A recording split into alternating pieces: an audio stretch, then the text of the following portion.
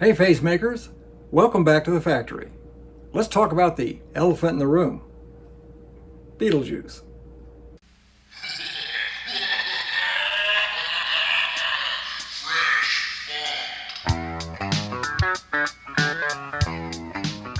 Grow your voice, have fun at parties.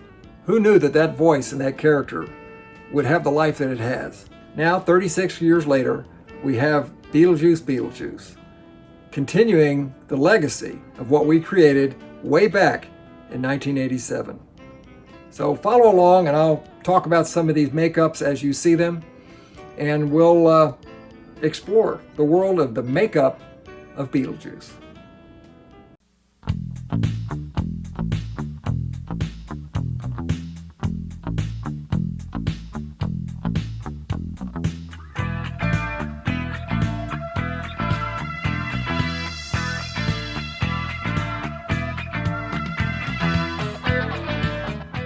Back in 1987, Ve Neill and I were working on a lot over in Culver City. And walking to the commissary, Ve noticed the production office for Beetlejuice and knew that she had worked with the producer before. And having some ties with Tim Burton through Paul Reubens, who had done Pee-wee's Big Adventure with Tim, a year or so earlier, Ve kind of had an in to an interview and went in and reacquainted her relationship with the producer, and the next thing you know, we're hired to work on Beetlejuice. Throughout the prep for the production, I was actually working on another job on the same lot at the same time as the preparation kind of came about. I was actually working on Smooth Criminal, the Michael Jackson video. But that being aside, I had just finished a movie working on a film called Spaceballs. And on Spaceballs, we were introduced to a new type of cosmetic that you could airbrush onto actors. So we used a little sequence in the film where I did some airbrush makeup on some characters.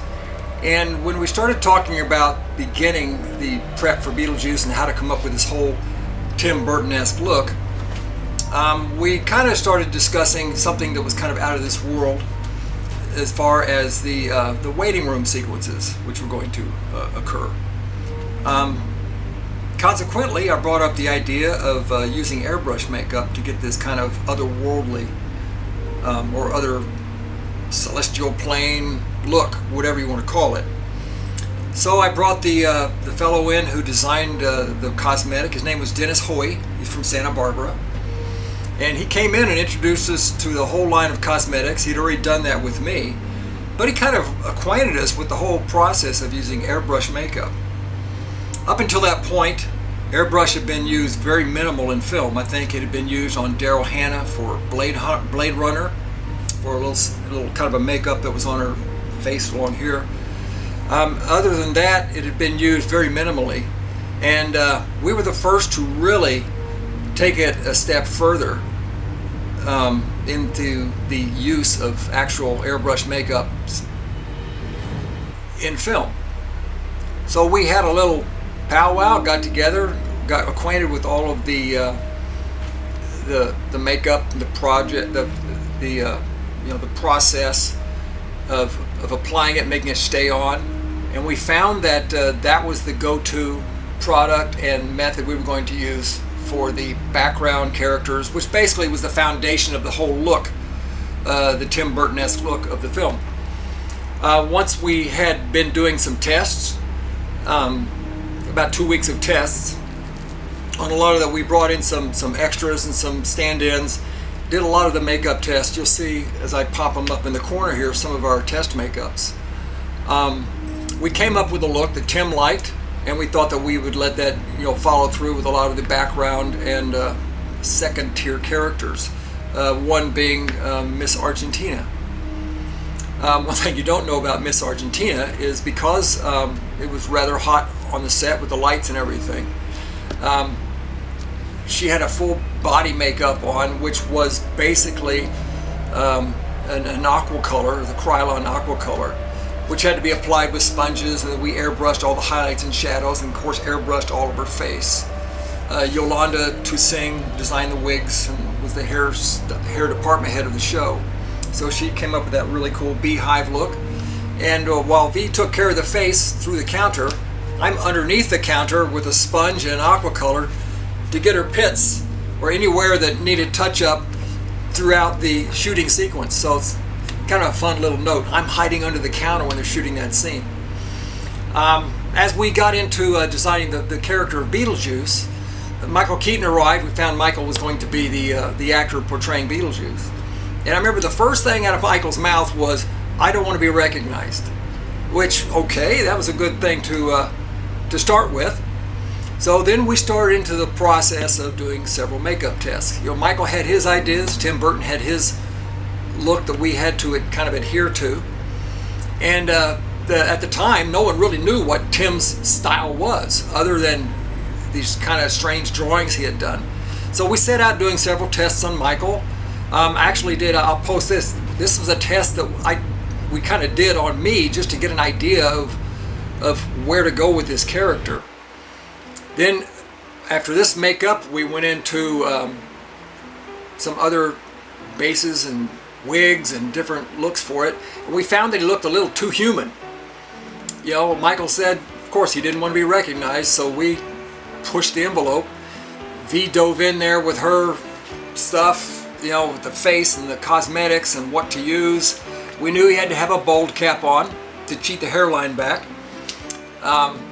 And over the course of the test, the hairline on the wig slowly moved from like right here, which was, you know, Michael's natural hairline, to way back here. So that wig had to be adjusted and tweaked and re-dyed several times to get that look. And a lot of people don't realize that, you know, in most pictures you'll see Beetlejuice shot in a very harsh lighting.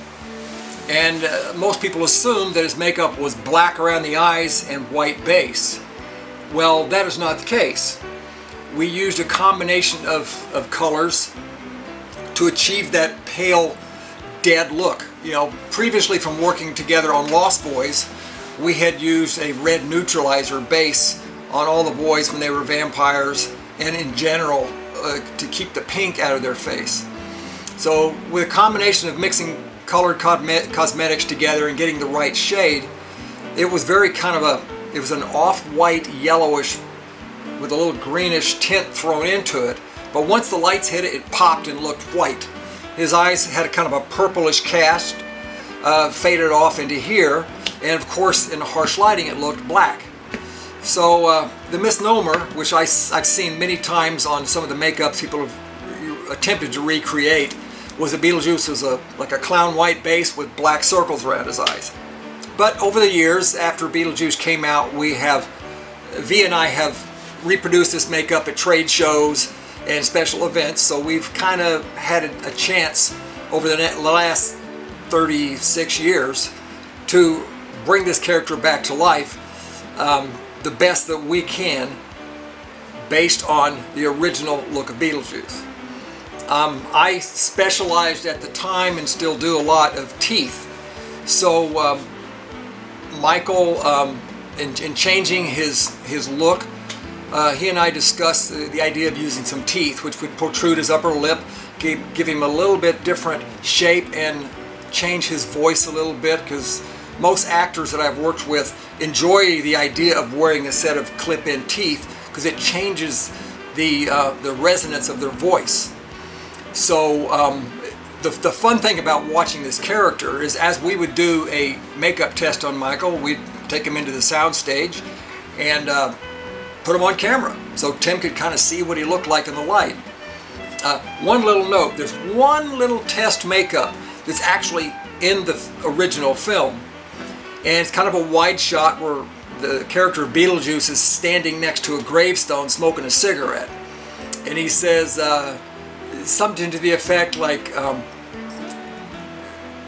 let's see, what does he say? Something to the effect of like, let's turn the juice loose or something, and he flicks his cigarette off to one side and walks out of the shot. That was actually a test makeup that was not supposed to be in the film, but Tim decided to use it. If you look really close, you can see more of Michael's true features, and he's not as pale. The circles around his eyes aren't as dark, and the wig is cheated forward. It's actually a different color. So it's a completely different look. This is kind of the look right here. However, as we started working and changing and arriving at the look of this character, Tim would go more extreme, more extreme. So I made another set of teeth that changed a little bit. And then during that first makeup test that I kind of did on myself, because I had longer hair, I had kind of a mullet going on back then. We put some streaks in my hair, and I had these prosthetics that were actually made for swollen lips. And I put one on my lip. You'll see in this picture, I have the prosthetics are on my lip to kind of change the shape of my face. Well, V looked at him and said, you know, I think I can put those on the nose and give him a broken, crooked nose look. So using what we had at the time, because it was very short notice, we had no time to make a life cast of Michael, do prosthetics. So we dove into using what I had in stock, and we used these little lip prosthetics on the nose. And because they were two overlapping pieces, it wasn't a perfect, beautiful sculpt. It was a kind of a neat indenture, so it created a nice organic look for him. And then V and I went to the train store, you know, local hobby shop. I don't know if she picked up some of the stuff first, and I went and picked up more. I just know making several trips to the train store to pick up that mulched up green grass stuff that you glue to create foundations and all these dioramas for model railroads. So mixing and playing with stuff, we started gluing stuff on Michael's face and coming up with this moldy, charactery look. So it was kind of an ongoing process. You know, what do you think of this? Well, what do you think of that? So between Yolanda and V and myself and Michael and Tim Burton's approval, we finally came up with that final look for Beetlejuice. Now, interesting thing to remember, the sequence where you see him on the television set doing kind of the Cal Worthington commercial in a cowboy hat, that was the very first day that Beetlejuice did a scene in the movie with the final makeup. And I remember Michael coming in, and it was pretty much a stand-up act. He ad-libbed so much stuff, the crew was cracking up. It was really fun to see this character rise from the grave, essentially, and to see Michael find his footing on creating such an iconic character. And I must say, as someone who's been doing makeup for 40 plus years, it's rare that a makeup artist will become involved or help create an iconic character. Such as an example, Jack Pyrrhus created Frankenstein from out-of-kit techniques. Frankenstein has been around forever. So I kind of feel honored that we've created a character, the character of Beetlejuice, that has been around and been in the public view for so many years. You know, cartoon shows were made from it, merchandising, the craziness that has surrounded Beetlejuice.